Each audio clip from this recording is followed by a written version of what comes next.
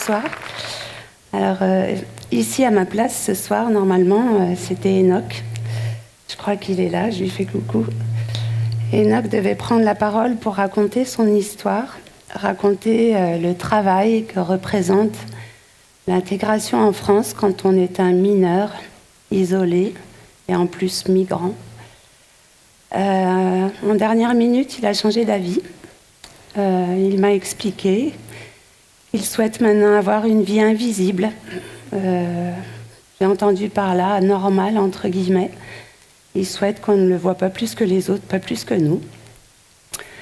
Donc après lui, c'est Moussa qui a dit « Ok, je m'y jette, j'y vais ». Moi, je voudrais parler de l'acculturation. Donc déjà, il m'a appris ce que c'était que l'acculturation. Ce mix entre la culture du pays d'accueil et la culture du migrant qui arrive. Donc c'était le message qu'il voulait vous porter.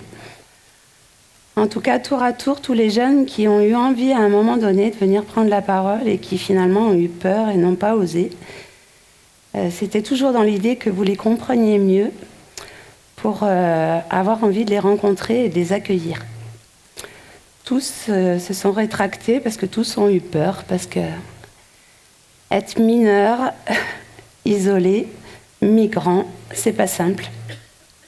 Il y a beaucoup de censure associée à ce statut, c'est très compliqué. Donc voilà, c'est moi qui prends leur place ce soir. C'est une lourde responsabilité. J'ai très peur de trahir leurs paroles. J'ai très peur de dire des bêtises qui puissent les mettre en danger. J'espère être au plus juste et pour ça, je vais essayer d'être au plus près de moi-même. Je suis Corinne. Je suis actuellement éducatrice.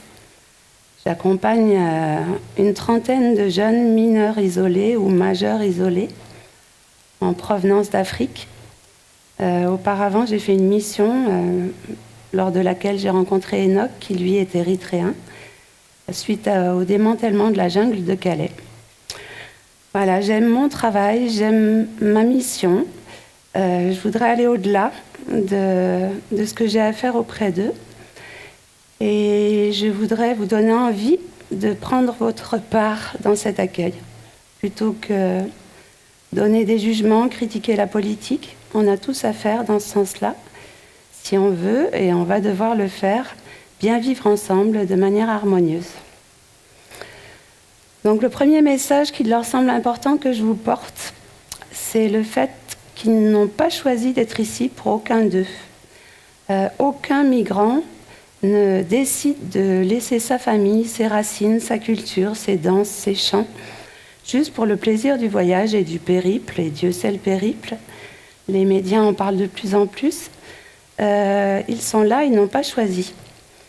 Même si on les voit déambuler de plus en plus sur les trottoirs, on voit ces jeunes ados un peu agaçants parce qu'ils sont noirs et en plus ils sont super bien habillés, portable en main, basket dernier cri. Ces jeunes n'ont pas choisi. Ils n'ont pas choisi d'être ici. Ils sont partis tous pour des raisons de survie. Ils étaient tous en danger, soit parce que leur pays était en guerre, soit parce que, comme Enoch, son pays est en dictature. Donc, quand on est un jeune garçon, il vaut mieux s'en aller vite, si on ne veut pas devenir possession de l'armée pour toute la vie. Pour les autres, ils sont partis pour des histoires plus méconnues de nous tous, qui relèvent quelquefois de leur culture ou de leur religion et qui font qu'à un moment donné, ils ne sont plus désirables et ils sont en danger de mort. Je ne vais pas donner de détails pour ne pas rentrer dans leur intimité. Je ne voudrais pas aller là où je n'ai pas à aller. Eux seuls pourraient parler de tout ça, mais ayez bien en tête et cette conscience qu'aucun d'eux n'a choisi. Quelle que soit leur provenance, ils sont là dans un non-choix. Et c'est important de se rendre compte de ça parce que le périple est difficile de par sa route. La traversée de la Méditerranée, c'est juste horrible. Beaucoup de jeunes me rapportent qu'ils se sont crus morts. Ils me l'expliquent de cette manière. On était au milieu des corps morts, au milieu des gens qui étaient en train de se noyer. Et on ne se sentait plus de la matière, on se sentait autre chose. Peut-être de l'énergie, mais en tout cas, on a cru qu'on était morts. Et c'est seulement quand on a touché le sol européen, quand on a eu la chance d'avoir le treuil d'un hélicoptère qui est descendu ou un gros bateau qui passait par là, ou un aîné qui nous a filé un bout de chambre à air ou un morceau de bois du bateau qui coulait, eh bien, on renaît à partir du moment où on touche le sol ferme, mais pas avant. Avant, on est mort comme tout le monde. Donc ces jeunes ont aussi ce message à vous transmettre, le message de gens éveillés. Ce sont des jeunes, des gens éveillés, je ne sais pas comment vous dire mieux ça. Nous tous, on est souvent dans cette quête spirituelle qui consiste à laisser mourir notre ego au profit de la rencontre de notre âme. Eh bien, eux n'ont pas choisi, ils l'ont vécu, c'est du vécu. Ils ne l'attendaient pas, ils ne le cherchaient pas, c'est quelque chose qui est venu les chercher. Ils se sont retrouvés dans le néant, face à leur âme. Et c'est tout ça qu'ils portent avec eux, et ça mérite vraiment qu'on les rencontre, parce qu'ils ont beaucoup à nous apprendre dans ce sens-là. Ils n'ont plus peur de la mort. Ils savent vivre l'instant présent. Ils savent apprécier chaque petite chose, et surtout, ils savent qu'ils ne sont pas maîtres de leur sort. Même s'ils ont beaucoup de choses à mettre en place dans leurs actions, dans la lutte pour les papiers administratifs, pour l'intégration, et ils savent qu'il y a autre chose de bien plus grand qui les dépasse, qui donnera l'aboutissement de l'histoire. Donc ils ont cette espèce de lâcher-prise dont on rêve tous et dont on aurait tous besoin. Et ils sont en capacité de nous le transmettre juste dans la rencontre. Je vous assure, ils m'ont appris énormément. Je vous souhaite de les rencontrer, je leur souhaite de vous rencontrer, pas n'importe comment, mais dans cet espace d'âme à âme, de cœur à cœur, au-delà des embûches de l'ego et de nos personnages créés de toutes pièces qui font qu'on se retrouve souvent en opposition, en conflit, dans des hiérarchies, dans des luttes de pouvoir, dans des vieilles blessures. Non, l'espace de rencontre, et pour nous tous aussi d'ailleurs, le meilleur des espaces de rencontre, c'est celui de l'âme et du cœur. Et ces jeunes m'ont appris cet espace si magnifique où tous, on est les mêmes, humains de cette terre, qui avons envie de vivre ensemble, d'évoluer ensemble, de construire ensemble. Et nous avons à le faire, et nous allons devoir le faire, parce que quel que soit ce que vous pensez, quel que soit ce qu'on nous rapporte, je vous assure que les flux migratoires ne cessent pas. Chaque jour, c'est des centaines, c'est des milliers de gens qui passent les frontières, parce qu'ils n'ont pas d'autre choix. Au même titre que les plantes et les animaux, hein, quand on est en survie, on se pousse plus loin, c'est juste normal, on ne peut pas leur reprocher ça.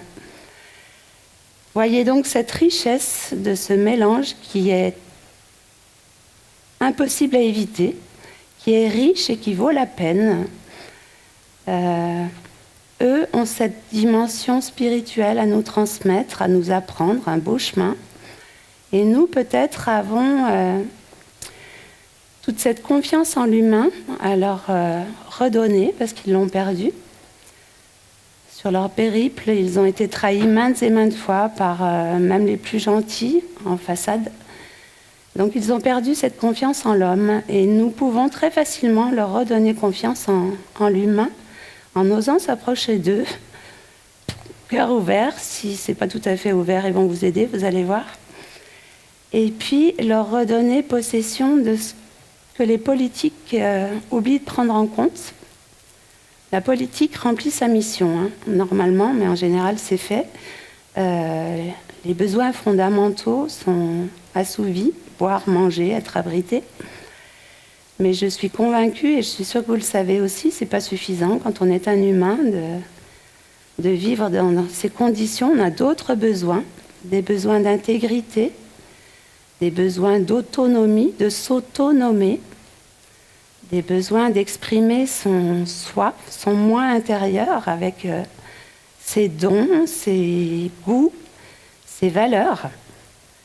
Eh bien, la difficulté pour tous ces gens, en fait, c'est qu'en arrivant ici, la première des choses qu'il leur est demandé, c'est d'oublier tout ça. On n'a pas le droit d'avoir envie d'être historien, prof d'histoire, quand on est mineur isolé, migrant, et qu'on veut faire des études. On n'a pas le droit non plus d'avoir des grandes capacités, parce que tout ça, la France n'en a pas vraiment besoin. On a besoin des métiers du bâtiment, à la limite cuisine, service, mécanique. Bref, ces gens n'ont pas le droit d'habiter ce qu'ils sont. Dommage, parce qu'ils sortent justement de cet éveil spirituel et ils pourraient exploser avec leur potentiel, ça pourrait être assez incroyable. Malheureusement, on sape un peu tout ça à partir du moment où on arrive dans cet accueil, on doit mettre tout ça de côté. Et moi, je leur souhaite et je les encourage et je vous demande de les encourager à votre tour, si vous les rencontrez, à rester centrés avec eux-mêmes malgré tout. Même si officiellement tout ça, ça n'a pas le droit vraiment d'exister, hein, leur culture, leur goût. Essayez de les aider, et c'est ce que j'essaie de faire au quotidien, à ne pas oublier tout ça, leurs racines, ce sur quoi on s'appuie tous, cette sécurité affective, ce sur quoi on s'appuie tous aussi, ils n'ont plus rien de tout ça. La seule chose qu'il leur reste, c'est leur Dieu. Et mon intuition profonde est que ça n'est pas suffisant et peut-être même dangereux, le mot est fort, mais je crois qu'il faut qu'on puisse s'appuyer les uns sur les autres, compter les uns sur les autres, faire ensemble. Et ça, pour moi, c'est un gage de monde harmonieux qu'on a à construire tous ensemble. C'est le gage d'un monde de paix. C'est mon intuition profonde. Voilà. Donc, je semble ici un peu toute seule ce soir, mais en fait, je suis pleine de courage. Je sais qu'il y a quelques jeunes ici, et c'est à eux que je pense, et tout va bien. Et puis, il y a Moussa qui est aussi avec moi ici, avec un texte. Il écrit beaucoup de textes, Moussa, et qu'il a souhaité lire et enregistrer, puisqu'il ne souhaitait pas être vu. S'ils étaient venus, ce serait probablement capuché. Capuché, dos à vous. Parce que leur situation administrative fait qu'ils se sentent toujours en danger. Et cette espèce de peau qu'ils habitent, la peau qu'on leur demande de construire, eh bien, ils n'osent pas trop la montrer parce que ce n'est pas la leur. Ils sont habités par ce sentiment de trahison de leurs croyances, de leur religion, de leur culture.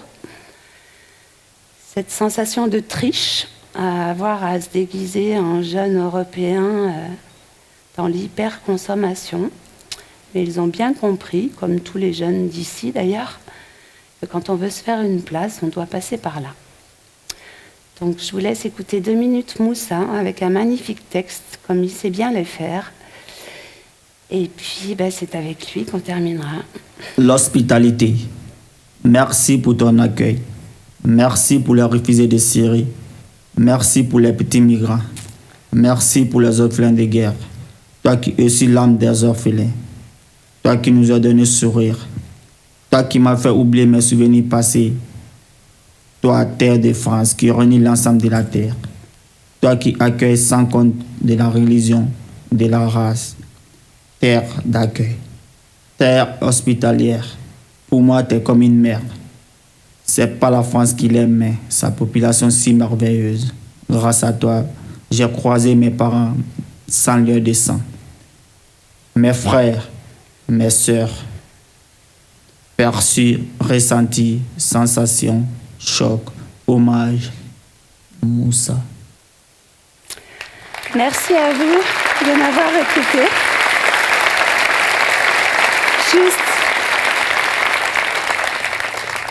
Merci à vous d'oser la rencontre et il suffit que vous fassiez la même chose, que vous passiez par vous-même et puis pas besoin de mental, il n'y a pas besoin de faire de la politique dans tout ce qui se passe là, juste écouter son cœur. Merci.